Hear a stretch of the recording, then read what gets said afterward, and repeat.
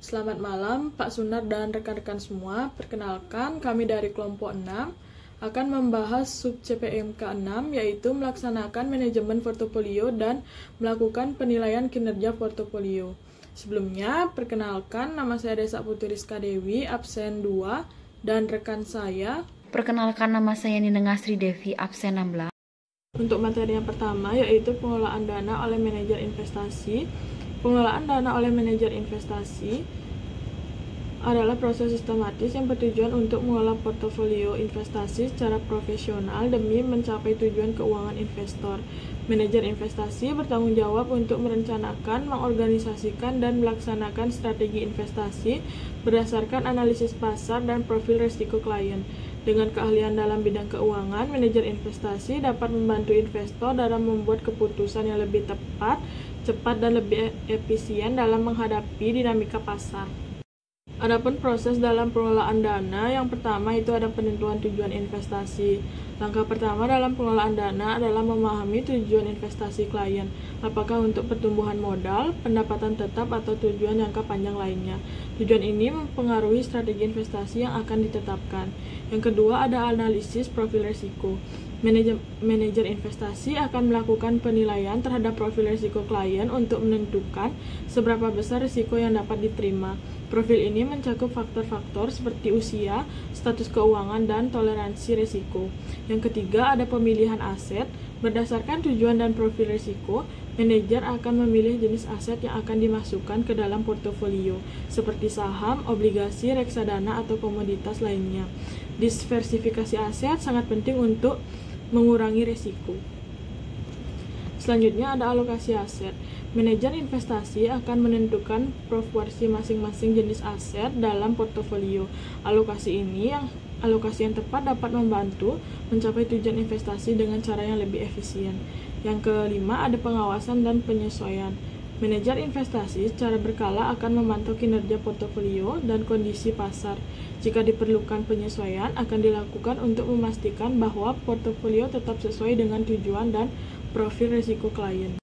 Kemudian ada strategi investasi. Yang pertama ada investasi aktif, di mana manajer investasi aktif berusaha untuk mengungguli indeks pasar dengan membuat keputusan investasi yang berdasarkan analisis mendalam.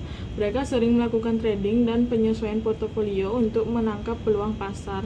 Kemudian ada investasi pasif, di mana investasi pasif bertujuan untuk mencocokkan kinerja indeks pasar dengan membeli sekuritas yang sama dengan proporsi yang ada dalam indeks tersebut. Strategi ini biasanya memiliki biaya yang lebih rendah dibandingkan dengan investasi aktif.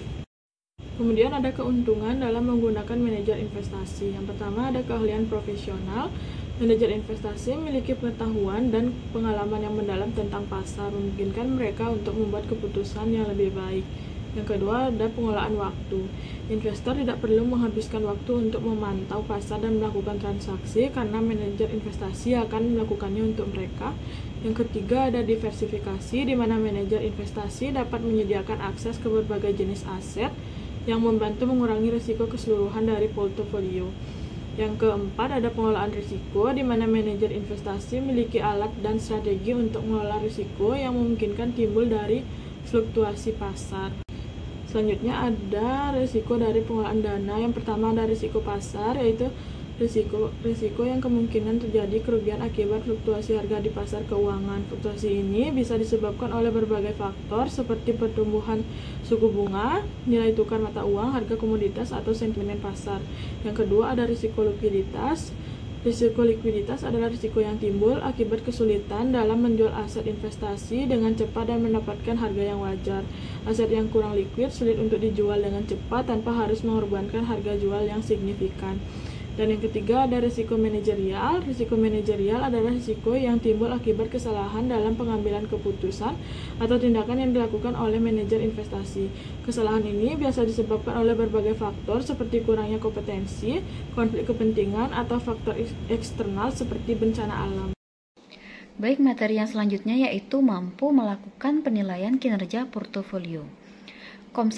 Konsep dasar yang dinyatakan dalam portofolio adalah bagaimana investor mengalokasikan sejumlah dana tertentu pada berbagai jenis investasi yang akan menghasilkan keuntungan yang optimal.